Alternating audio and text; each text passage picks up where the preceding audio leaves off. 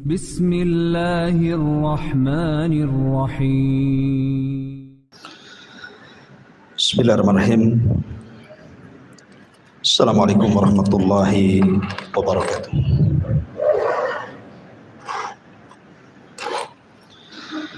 Alhamdulillah wassalatu wassalamu ala Rasulillah wa ala alihi wa sahbihi wa mawalah wa la hawla wa la quwwata illa billahi wa ba'du. Baik, kita lanjutkan kajian kita, masih membahas kitab Syarhus Sunnah li Imami Ahli Sunnati wal Jamaah Al-Imam Al-Barbahari rahimahullahu ta'ala. Qala al-muallif rahimahullahu ta'ala: wa la tadhkur ahadan min ummahatil mu'minina illa bi khairin. Dan janganlah kalian menyebut-nyebut salah satu daripada istri-istri Nabi yang merupakan ibu-ibu kaum mukminin kecuali dengan kebaikan. Di sini muallif rahimahullahu taala ingin menjelaskan kepada kita bantahan kepada orang-orang Syiah Rafidhah. Karena orang-orang Syiah Rafidhah banyak di antara mereka mencela ummahatul mukminin, seperti menuduh Aisyah radhiyallahu anha sebagai wanita pezina. Bahkan mengatakan kepada Hafsah dan juga Aisyah radhiyallahu anhuma sebagai wanita kafir. Karena kita tahu bahwa ayahanda keduanya dikafirkan oleh Rafidhah. Abu Bakar kafir menurut mereka, maka anaknya juga Aisyah radhiyallahu anha dikafirkan juga. Kemudian juga Umar ibn al-Khattab radhiyallahu an juga dikafirkan, maka putrinya juga Hafsah ikut-ikut dikafirkan. Makanya di sini muallif rahimahullahu taala ingin membantah mereka, jangan menyebut-nyebut satu di antara ibu-ibu kaum mukminin kecuali dengan kebaikan. Ma'asyiral muslimin yang dimuliakan Allah Subhanahu wa taala, kalimat ummul mukminin di dalam Islam diitlakkan kepada istri-istri Nabi sallallahu alaihi wasallam. Dan itu disebutkan di beberapa ayat dalam Al-Qur'an. Seperti Allah Subhanahu wa taala mengatakan, "An-nabiyyu aula bil mu'minina min anfusihim wa azwajuhu ummahatuhum." Dan Nabi harus lebih utama dibandingkan orang-orang yang beriman sampai kepada diri-diri mereka, dan istri-istrinya adalah ibu-ibu bagi mereka. Kemudian juga Allah Subhanahu wa taala mengatakan dalam surah Al-Ahzab juga, "Ya nisa'an nabi lastunna ka ahadin minan nisa." Wahai istri-istri Nabi, kalian tidak sama dengan wanita-wanita yang lainnya. Dari sini ma'asyiral muslimin yang dimuliakan Allah Subhanahu wa taala, ketika Allah Subhanahu wa taala mengatakan wa azwajuhu ummahatuhum, dan istri-istri Nabi sallallahu alaihi wasallam adalah ibu-ibu mereka, maksudnya orang-orang yang beriman, maka kita harus menganggap semua istri Rasul itu adalah ibu kita. Kalau seandainya Nabi sallallahu alaihi wasallam pernah ditanya, siapa orang yang paling harus berbuat baikkan kepada manusia, Kemudian Rasul mengatakan ummuka, ibumu, kemudian ibumu, kemudian ibumu, kemudian bapakmu. Artinya kalau seandainya kita disuruh menghormati ibu kita, dan kita akan marah kalau seandainya ada orang yang mencaci maki ibu kita, tentu harus lebih parah lagi kalau yang disakiti adalah ibu bagi seluruh kaum mukminin. Ibu kita dicaci saja kita marah, apalagi ibu-ibu kaum mukminin yang merupakan istri-istri Nabi sallallahu alaihi wasallam. Sedikit kita akan mengenal istri-istri Nabi sallallahu alaihi wasallam. Dikatakan oleh Al-Hafidh Abdurrahim Al-Iraqi rahimahullahu taala tentang berapa sebenarnya jumlah istri-istri Nabi sallallahu alaihi wasallam. Kalau istri antum pasti satu, udah jelas. Jadi beliau mengatakan bahwa ada sebagian ulama mengatakan bahwa istri Rasul itu jumlahnya 11. Ada juga yang mengatakan 12. Ini karena terjadi khilaf tentang Maryah Al-Qibtiyah. Apakah Maryah Al-Qibtiyah itu adalah istri sahnya Rasul sehingga masuk pada ummahatul mukminin, ataukah dia hanya sekedar wanita budak yang dihadiahi oleh Muqawqis Raja Mesir? Bagi yang memasukkan adalah istri Rasul berarti jumlahnya 12. Bagi yang tidak memasukkan berarti jumlahnya 11. Itu yang disepakati.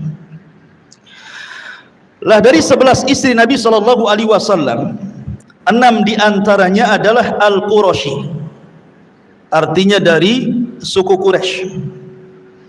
Yang pertama Khadijah bintu Huwailid, kemudian yang kedua Saudah bintu Jam'ah, kemudian yang ketiga Aisyah bintu Abi Bakrin, kemudian yang keempat Hafsah bintu Umar ibn al-Khattab radhiyallahu anhu, kemudian yang kelima Ummu Salamah, dan yang keenam Ummu Habibah. Ini semua wanita-wanita Quraisy. Tetapi di sana ada istri Rasul bukan dari Quraisy tetapi tetap orang Arab.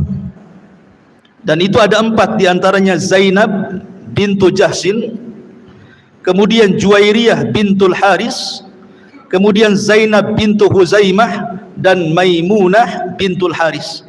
Ini 4 istri bukan dari Quraisy tetapi tetap dari Arab.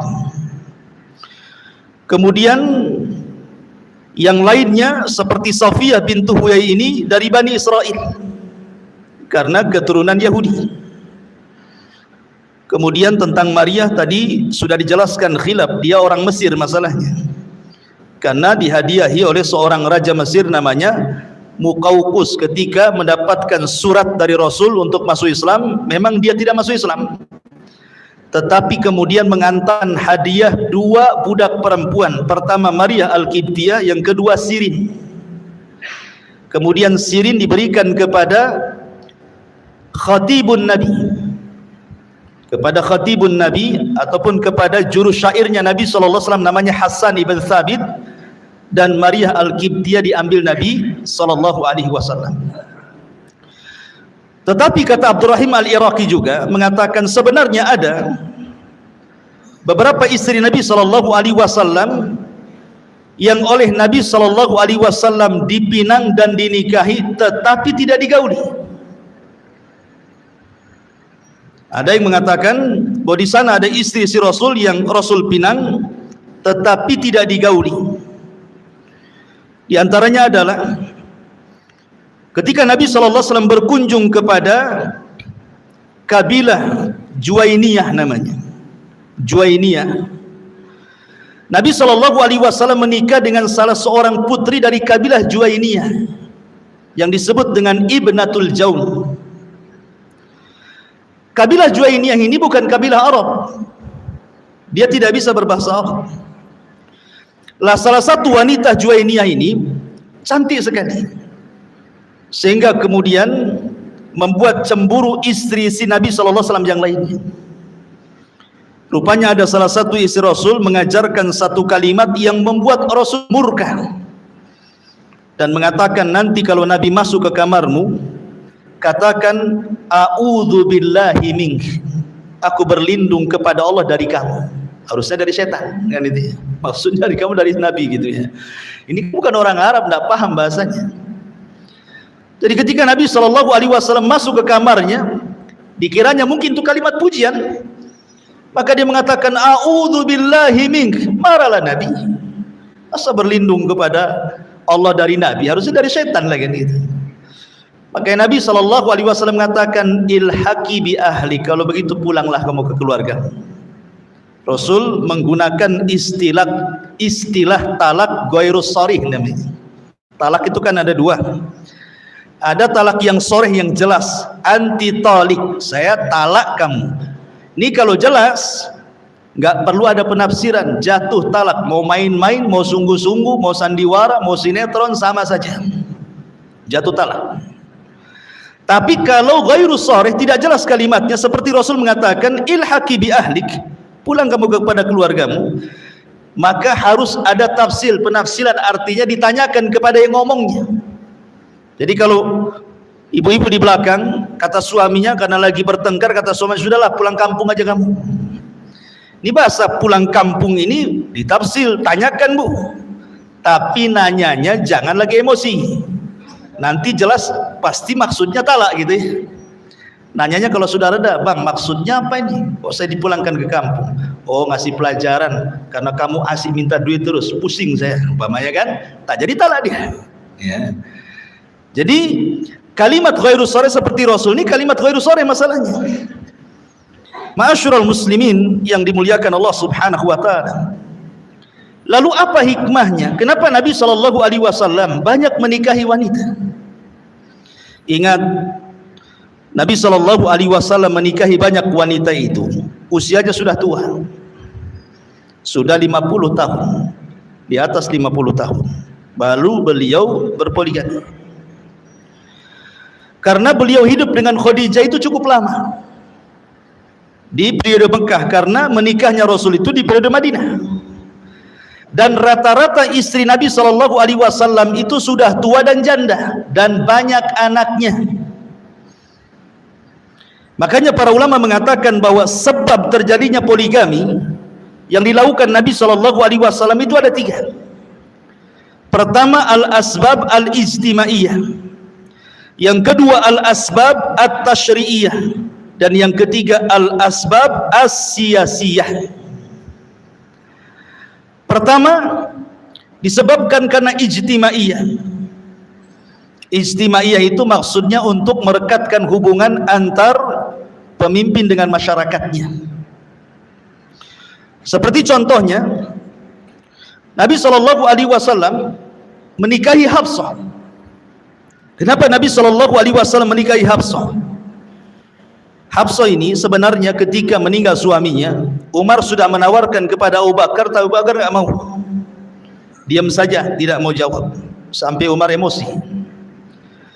Kemudian ditawarkan kepada Utsman, Utsman pun memberikan uzur, tidak bisa. Tiba-tiba kemudian Rasul SAW datang melamar Hafsah. Baru Abu Bakar buka suara dan mengatakan, kenapa aku diam saja? Karena aku tahu Rasul pernah menyebut putrimu. Jadi Abu Bakar takut mendahului Nabi SAW. Nanti saya ceritakan.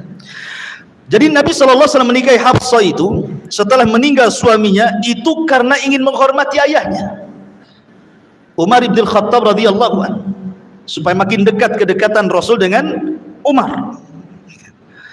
Atau yang lainnya, contohnya umpamanya Nabi SAW menikah dengan Ummu Salamah, Hindun bintu Umayyah, setelah meninggal suaminya Abu Salamah, itu karena kasihan, anak-anaknya banyak, anak-anaknya yatim, sementara Ummu Salamah orang miskin. Kalau seandainya kemudian Rasul tidak menikahi, takut terlantar anak-anaknya, maka Nabi SAW kemudian menikahi Ummu Salamah. Jadi karena faktor-faktor untuk mendekatkan seorang nabi dengan umatnya atau seorang pemimpin dengan masyarakatnya. Dan contohnya banyak, saya singkat saja. Kemudian yang kedua ada sebab tasyri'iyah. Sebab tasyri'iyah itu maksudnya ketika Nabi SAW menikahi Zainab bintu Jahsin. Zainab ini bekas istri anak angkat Nabi, Zaid ibn Harithah. Tiba-tiba karena memang beda status, yang satu memang orang mulia, Zainab orang mulia, sementara Zaid ini kan mantan budak yang dimerdekakan, sehingga kurang harmonis rumah tangganya. Kemudian Allah Subhanahu wa taala memerintahkan supaya Zaid menceraikan Zainab, satu-satunya sahabat Rasul yang namanya dicantumkan dalam Al-Quran itu Zaid saja. Falamma Zaid watara gitu. Sebutkan tuh namanya Zaid itu dalam Quran tuh. Nah, setelah kemudian Zaid menceraikan Zainab, setelah selesai masa iddahnya, kemudian Rasul melamar Zainab. Kenapa Rasul sampai melamar bekas istri anak angkat? Di sini ada asbab syariah, supaya dibedakan antara anak kandung dengan anak angkat. Ya. Di mana anak angkat itu bukan anak kandung dan anak kandung bukan anak angkat. Ketika kemudian istri anak kandung diceraikan, tidak boleh kita menikahinya. Tapi kalau mantan istri anak angkat boleh, karena tidak ada hubungan mahram, tidak ada hubungan waris, tidak ada hubungan wali, dia orang lain. Cuman karena kebaikan kita mengangkat anak gitu saja. Jadi di sini tegak hukum syariat di sini kan. Kemudian yang ketiga ada sebab sia-sia. Ini urusan politik. Karena terkadang Nabi SAW menikahi seorang wanita, akhirnya satu kabilah masuk Islam. Contohnya umpamanya, ketika Nabi SAW menikah dengan Juwairiyah contohnya. Juwairiyah ini ketika ditawan, yang nawan itu adalah Thabit ibn Qais. Tapi orang-orang berbisik dan mengatakan, ya Rasul, Juwairiyah tidak pantas kepada Thabit karena dia anak pembesar Yahudi. Sebaiknya untuk engkau lebih pantas. Ketika itu kemudian akhirnya Rasul SAW memanggil Juwairiyah dan mengatakan kepada Juwairiyah, maukah ku merdekakan dirimu dan aku akan berikan sesuatu yang lebih baik lagi, masuklah kau ke agamaku dan menikahlah denganku. Kata Juwairiyah, sungguh aku menginginkannya Rasul, karena dirimu sudah kumimpikan. Kata Juwairiyah, menikahlah Rasul dengan Juwairiyah. Lah keluarga Juwairiyah itu yang satu kabilah kan jadi tawanan para sahabat. Kata sahabat, wah ini Juwairiyah sudah jadi istri Nabi, masa pamannya kita tawan, ponakannya kita tawan, sepupunya kita tawan, udahlah kita merdekakan semuanya. Akhirnya satu kabilah masuk Islam, ya kan? Kalau antum poligami, siapa yang masuk Islam? Yang ada antum dihujat habis-habis.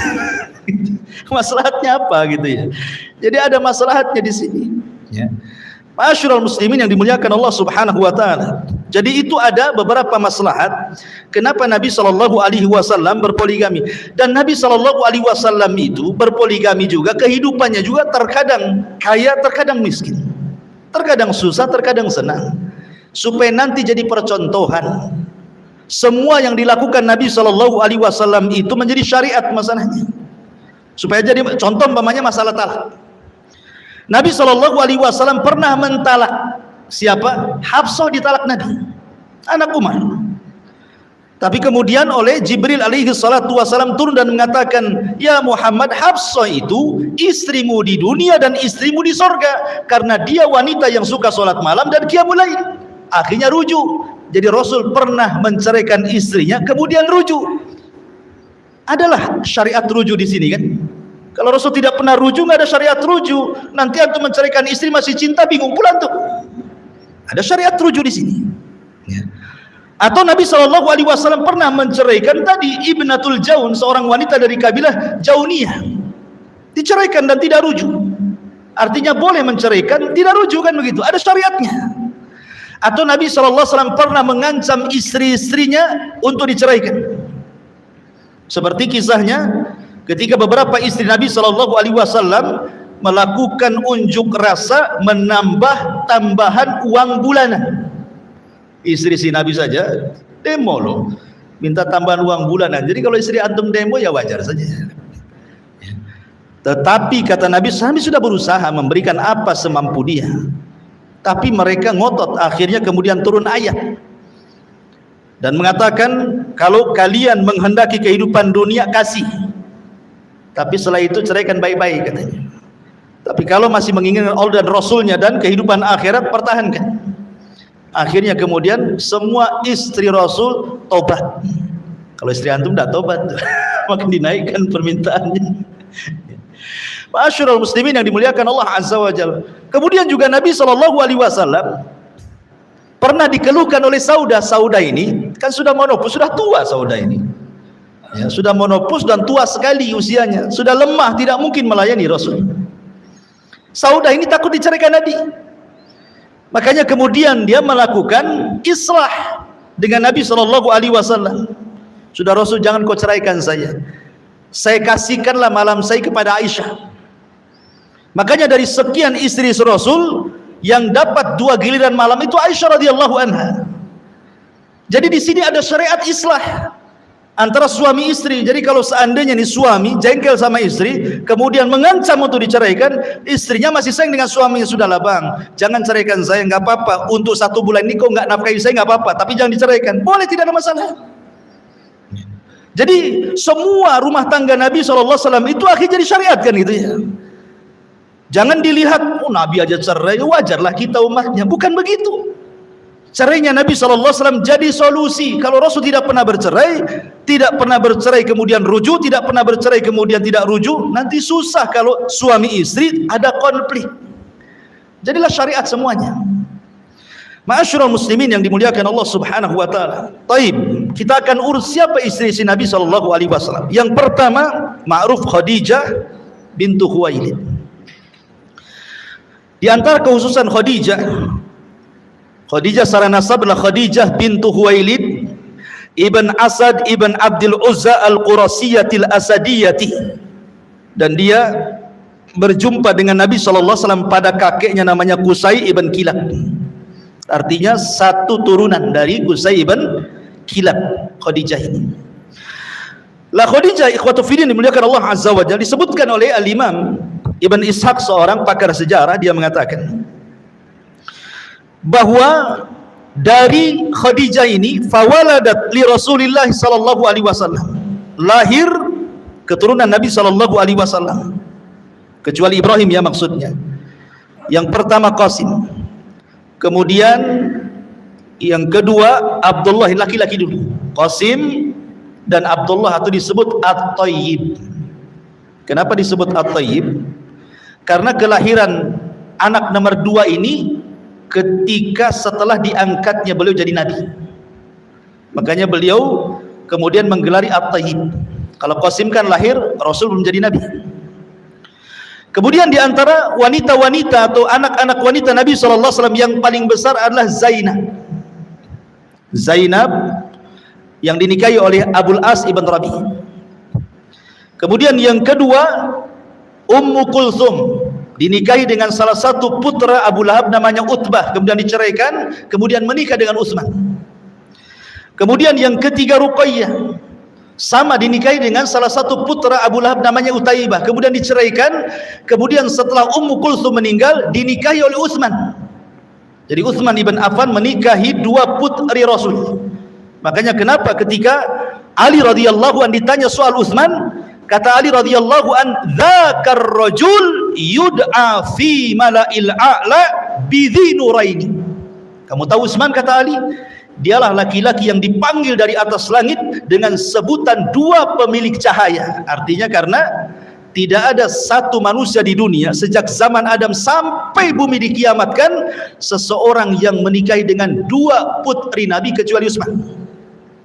Tidak ada sejak zaman Adam sampai bumi dikiamatkan seseorang menikahi dengan 2 putri Nabi SAW sekaligus kecuali Utsman ibn Affan radhiyallahu anhu. Kemudian yang terakhir Ma'ruf Fatimah dinikahi oleh Ali radhiyallahu anhu. Lah disebutkan ikhwatu fiddin muliakan Allah Subhanahu wa taala dalam beberapa riwayat soal Khadijah ini. Pertama, Aisyah Ummul Mukminin radhiyallahu anha menceritakan, ma ghirtu ala ahadin min nisa'in Nabi sallallahu alaihi wasallam ma ghirtu ala Khadijah. Aku tidak pernah cemburu dengan istri si Nabi yang lainnya secemburu dengan Khadijah. Padahal Khadijah sudah mati loh. Ya. Sementara istri si Nabi yang lain masih hidup. Tapi Aisyah tidak cemburu dengan yang lainnya. Dia lebih cemburu dengan Khadijah. Kenapa demikian? Karena Nabi sallallahu alaihi wasallam yukthiru dzikraha. Karena Rasul selalu menyebut-nyebut kebaikannya. Jadi ini pelajaran bagi antum. Kalau antum pernah menikah, kemudian istri antum meninggal, kemudian menikah lagi, jangan banding-bandingkan istri kedua dengan yang sudah meninggal. Jadi konflik nantinya. Makanya Aisyah radhiyallahu cemburu. Sampai-sampai Aisyah radhiyallahu mengatakan, ya Rasulullah, di hadapanmu loh adalah wanita yang cantik, muda, perawan gitu ya. Kenapa engkau menyebut-nyebutnya Ajaiz Quraisy, orang yang sudah tua, sudah renta, mati lagi katanya kan, saking cemburunya. Tapi Nabi SAW memang karena cintanya dengan Khadijah, dia mengatakan, ya Aisyah, bukan itu masalahnya. Khadijah itu wanita yang pertama beriman ketika manusia kafir. Dia yang pertama membenarkan ketika manusia mendustakan. Dia wanita yang pertama menginfakkan hartanya di saat manusia bakhil, dan dari perutnya lahirlah keturunanku. Ada seperti Khadijah. Jadi kalau kita memuji istri sebelumnya, antum harus ada alasan. Makanya Rasul kan kasih alasan kan, kalau hendak memuji istri sebelumnya, kasih alasan supaya menjadi pelajaran istri setelahnya, gitu maksudnya. Pokoknya istri yang dulu lebih baik. Kenapa bang? Pokoknya lebih baik. Marahlah istri antum gitu. Ya. Lebih parah lagi antum banding-bandingkan pula dengan istri tetangga. Jadi masyarul muslimin yang dimuliakan Allah Azza wa Jalla. Kemudian juga dari sini menunjukkan bahwa Khadijah itu istri yang paling disayang, dicintai Rasul sejak hidup sampai dia wafat. Dan ini pelajaran bagi ibu di belakang. Ya. Jadikan ibu di mata suami itu dirindukan, baik ibu ketika hidup ataupun ketika sudah meninggal.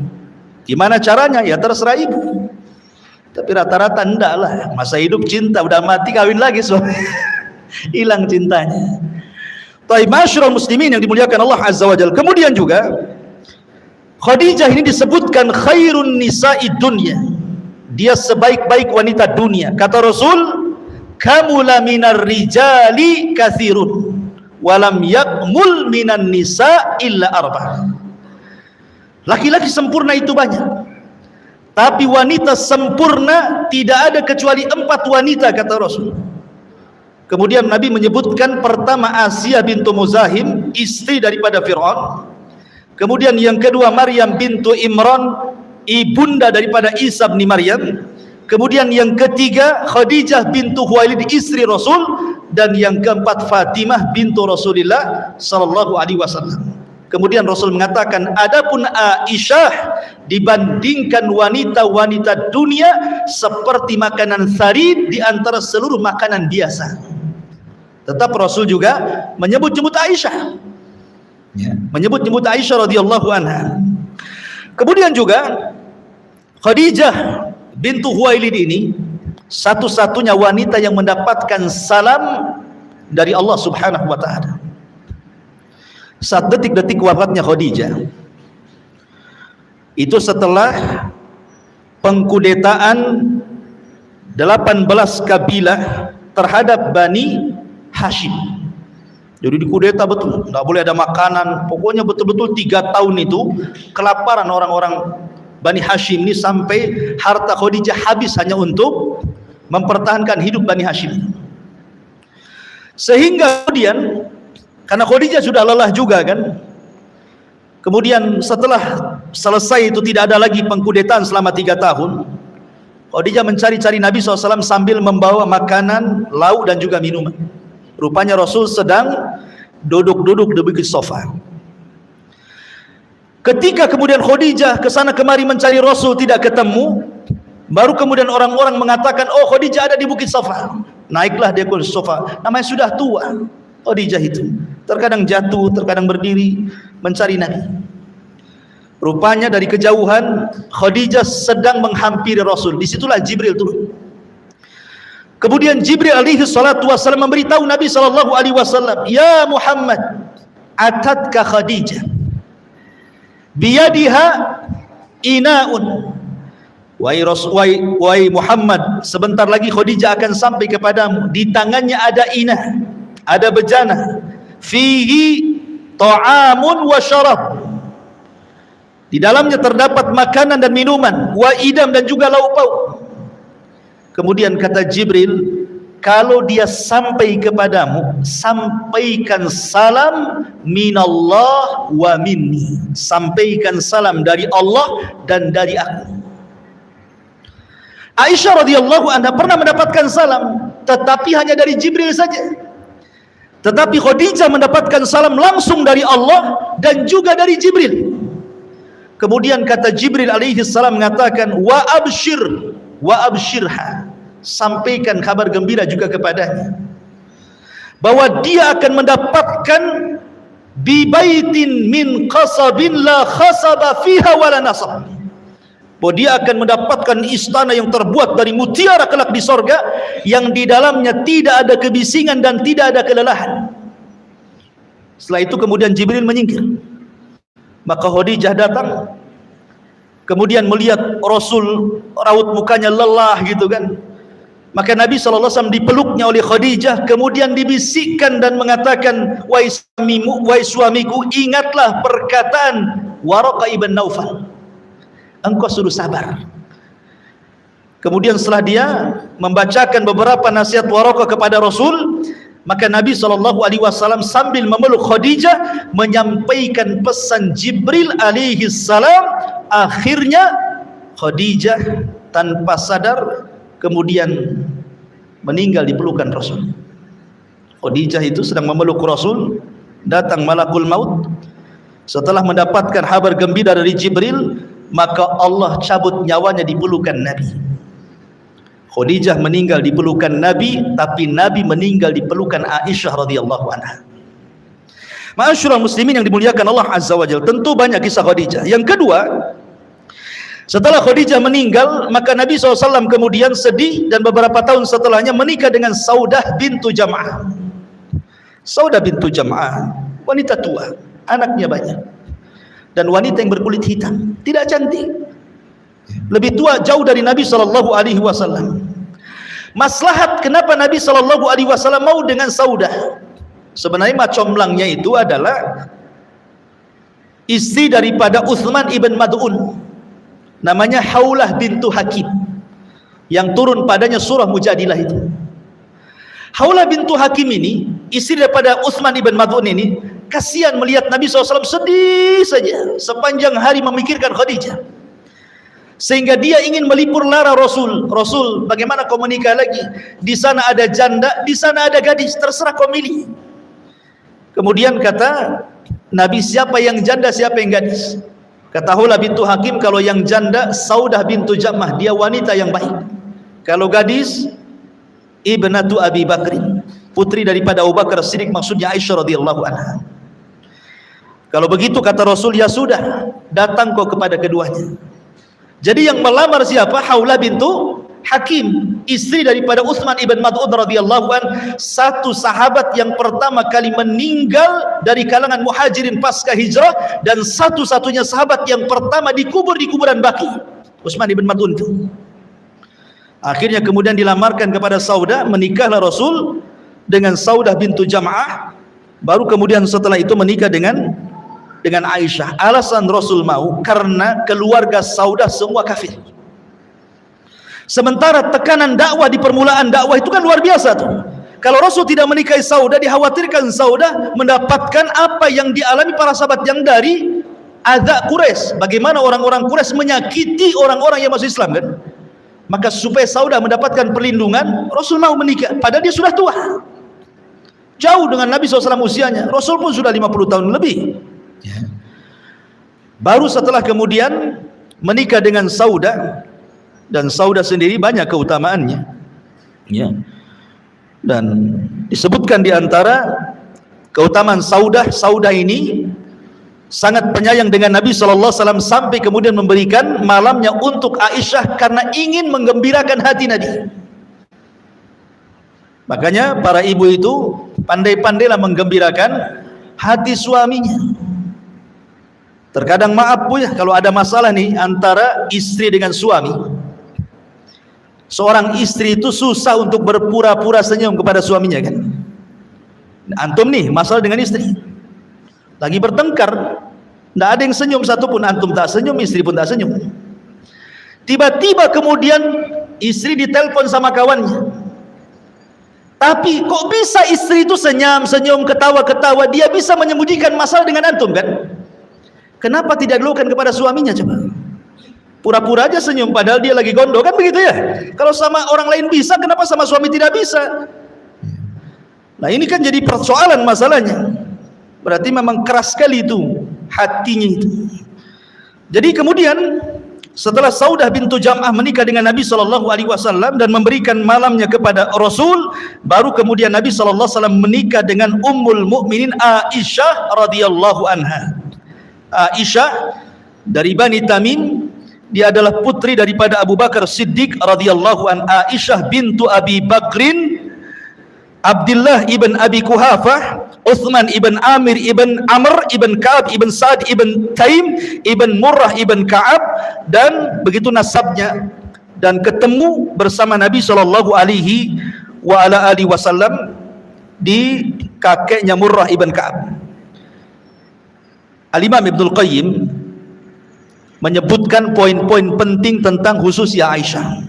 Kata beliau, yang pertama, Aisyah adalah istri yang paling dicintai Nabi. Ada seorang sahabat namanya Amr ibn As radhiyallahu anhu. Amr bin As ini masuk Islam sama-sama dengan Khalid bin Walid. Setelah 20 tahun baru masuk Islam. Padahal kawan-kawannya masuk Islam duluan tuh, Abu Bakar, Umar, Uthman. Entah kenapa kemudian Amr ibn As baru masuk Islam setelah 20 tahun. 13 tahun Rasul di kota Mekah tidak ada hidayah masuk. Baru setelah tahun ke-7 Hijriah datang bersama Khalid bin Walid, masuk Islam dia. Rupanya alasannya karena Khalid dengan Amr bin As ini masih terkungkum dengan budaya nenek moyang mereka, masih kagum dengan Abu Jahal. Tapi setelah Abu Jahal meninggal dan tokoh-tokoh Quraisy baru berpikir, setelah mereka jadi tokoh, rupanya agama Muhammad jauh lebih baik dibandingkan agama tokoh-tokohnya. Dari situlah masuk hidayah. Dan ini juga penting sekali catatan bahwa yang menghalangi hidayah itu karena terlalu gandrung dengan tradisi. Susah tuh kalau orang terlalu senang dengan tradisi itu, untuk mengubah kepada Al-Quran dan Sunnah itu sulit sekali. Seperti contohnya Khalid dengan Amr ibn As. Jadi Amr bin As ini datang kepada Nabi SAW, kononnya dia ingin bertanya sesuatu, kemudian Rasul mengatakan kamu, begitu maksudnya. Apa pertanyaannya? Ya Rasulullah, man ahabbun nas ilaika. Rasul, siapa orang yang paling dicintai dari kalangan manusia kepadamu? Angan-angannya Amr bin As, mudah-mudahan Rasul mengatakan kamu, begitu maksudnya. Tapi di luar kehendak Amr bin As, rupanya Rasul malah mengatakan Aisyah. Masih penasaran juga Amr bin As, itu kan perempuan wahai Rasul, yang laki-laki siapa? Abuha bapaknya katanya. Meleset lagi. Selain Abuha bapaknya Abu Bakar, siapa lagi? Umar katanya. Lalu siapa lagi? Utsman. Lalu siapa lagi? Ali. Lalu siapa lagi? Lalu saya nomor berapa Rasul kan? Dia tujuannya enggak cocok itu. Tetapi ketika kemudian Amr bin As mengatakan, siapa wanita orang yang paling kau cintai wahai Rasul? Rasul mengatakan Aisyah. Dari sini menunjukkan bahwa Nabi SAW sangat mencintai Aisyah Ummul Mukminin, sehingga menjadi cemburu istri-istri yang lainnya, sampai mengutus Ummu Salamah dan juga Fatimah. Cobalah tanya sama abimu wahai Fatimah, istrinya kan banyak gitu ya, maksudnya kenapa dia lebih cinta kepada Aisyah dan tidak cinta kepada istri-istri yang lainnya? Maka Nabi SAW kemudian menjawab kepada Fatimah, begini Fatimah, saya tanya kamu cinta bapakmu? Kata Fatimah, ya jelaslah saya cinta abi. Kalau kau cinta abimu, maka cinta yang dicintai abimu. Selesai. Abimu hanya cinta Aisyah, mau apa? Ya. Ingin tahu alasannya? Maka Rasul mengatakan, karena Jibril tidak pernah turun di kamar-kamar istriku kecuali Aisyah. Kamar Aisyah itu tempat turunnya wahyu. Artinya Jibril suka dengan Aisyah. Kenapa tidak turun di kamar yang lain kan begitu ya? Kenapa hanya di Aisyah? Itu penyebab aku cinta dengan Aisyah radhiyallahu anha. Akhirnya baru setelah tahu alasannya, tidak ditanyakan lagi istri-istri yang lainnya. Ya, ini juga pelajaran bagi yang berpoligami kan begitu. Ya wajarlah kalau seorang suami condong kepada salah satunya kan gitu. Maksudnya dari segi perasaan, karena perasaan ini kan nggak nampak masalahnya. Gimana cara tahunya? Jadi kalau mencintai salah satunya karena memang ada kelebihan. Ya kalau tidak ada kelebihan kan sama saja. Baik, kembali bahwa ini yang pertama, bahwa Aisyah adalah orang yang paling dicintai Rasul. Yang kedua, karena wahyu turun di kamar Aisyah dan tidak turun di kamar-kamar yang lainnya. Kemudian yang ketiga, Allah Subhanahu wa taala lamma anzala alaihi ayat at-takhir bada'a biha fa khayyaraha. Maka ketika datang ayat tentang pilihan, apakah kamu mau kuceraikan, aku berikan dunia, ataukah kau tetap menjadi istriku dan setia kepadaku? Maka yang pertama datang kepada Rasulullah Aisyah. Rasul, saya memilih kamu. Sebelum datang istri-istri yang lainnya. Kemudian yang keempat, kata Imam Ibnul Qayyim, karena Allah Subhanahu wa taala menurunkan surah Maryam, surah Nur khusus untuk Aisyah radhiyallahu anha. Dan surat itu akan dibaca sampai kiamat dibangkitkan, tentang pembersihan Aisyah dari tuduhan orang-orang munafik bahwa dia berzina dengan Safwan ibn Mu'attil. Kemudian juga yang keenam, annal akabir minas sahabati kana idza ashkala alaihim amrun minad din istaftuha ila Aisyah. Jadi kalau setelah meninggalnya Nabi, banyak sahabat-sahabat kibar, sahabat-sahabat senior, kalau ada masalah datang ke Aisyah bertanya. Artinya boleh seseorang itu belajar kepada seorang wanita yang lebih alim, tetapi tetap di balik hijab. Di balik hijab. Bukan seperti sekarang ada seorang da'iyah, seorang ustazah gitu ya, ceramah di depannya bapak-bapak pula. Ya, di balik hijab tetap ada aturannya. Ya. Ma'asyiral muslimin yang dimuliakan Allah Subhanahu wa taala, dan yang terakhir, bahwa manusia annan nas kanu yataharrauna bihadayahum yaumaha min Rasulillah sallallahu alaihi wasallam. Jadi sahabat itu begini, ikhwan.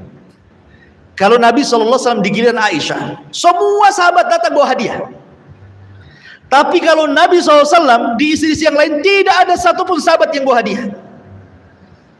Salah satunya adalah Sa'd bin Ubadah, pemimpin Khazraj. Ini kalau Nabi giliran Aisyah, bawa hadiah banyak-banyaknya. Jadi istri-istrinya lain cemburu lah. Ngomong sama istri yang lain, ngomonglah sama Nabi. Ummu Salamah itu, ya Ummu Salamah, kalau Nabi di giliran kamu ngomonglah, kenapa sahabat-sahabat ini kalau ngasih hadiah ketika Rasul di rumah Aisyah, ketika di rumah saya kok tak datang gitu, ngasih hadiah gitu maksudnya.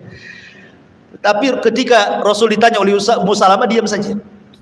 Ketika di rumah Ummu Salamah pun, Ummu Salamah bertanya lagi, Rasul pun tidak menjawab. Dari situ Ummu Salamah mengetahui dengan akalnya bahwa kenapa sahabat memberikan hadiah ketika Rasul di rumah Aisyah itu, karena sahabat tahu Rasul itu lagi senang.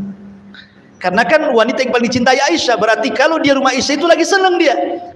Makanya ketika itulah banyak para sahabat yang ngasih hadiah kepada Nabi sallallahu alaihi wasallam. Inilah kata Imam Ibnul Qayyim di antara khususnya Aisyah radhiyallahu anha. Kemudian yang keempat, Hafsah bintu Umar. Hafsah bintu Umar yang pernah diceraikan Rasul, tetapi kemudian dirujuk lagi karena Hafsah adalah wanita yang rajin puasa dan sholat malam. Kemudian setelah itu Nabi sallallahu alaihi wasallam menikah dengan Zainab bintu Huzaimah. Zainab bintu Huzaimah ini sejak jahiliyah itu suka dengan orang-orang fuqara wal masakin, sampai orang-orang jahiliyah menyebutnya Ummul Masakin. Tetapi sayang menikahnya 3 bulan kemudian meninggal. Kemudian Nabi SAW menikah dengan saudarinya Zainab bintu Huzaimah ini, namanya Maimunah. Satu ibu dengan Zainab ketika umroh qadha. Kan Rasulullah SAW hanya dikasih 3 hari itu ketika umroh qadha, karena ketika Rasulullah SAW umroh pada kejadian Hudaybiyah itu kan tidak bisa masuk Mekah. Akhirnya terjadilah perjanjian Hudaybiyah. Kemudian salah satunya diizinkan tahun depan untuk umroh, tetapi hanya 3 hari saja. Setelah 3 hari Nabi SAW kemudian umroh. Di hari ketiga Rasul menikahi Maimunah, kemudian menggaulinya. Subhanallah, Maimunah dinikahi di tempat itu, digauli di tempat itu, dan meninggal pun di tempat ketika Rasul meminangnya. Maimunah bintul Haris itu saudari seibu dengan Zainab bintu Huzaimah. Di sana ada Ummu Salamah, Ummu Salamah ma'ruf gitu ya.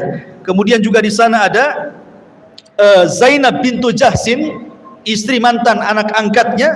Termasuk juga di sana ada Safiyah, anak daripada Huyai ibn Akhtab, seorang tokoh Yahudi yang kemudian dibunuh saat perang melawan Bani Quraidah. Dia tertawan, akhirnya dibunuh. Dan Safiyah kemudian masuk Islam, nikah dengan Nabi SAW. Tetapi karena dia orangnya pendek tapi cantik, terkadang menjadi bahan ejekan istri-istri yang lainnya. Salah satunya Aisyah radhiyallahu anha cemburu karena Safiyah ini cantik masalahnya. Kemudian dia mengatakan di hadapan Rasul, cukuplah Safiyah itu begini-begini loh, pakai tangannya. Maksudnya dia pendek, saya tinggi gitu maksudnya. Tapi tidak ngomong, hanya isyarat tangannya saja. Tapi Rasul marah pada Aisyah dan mengatakan, hati-hati Aisyah, itu ghibah itu.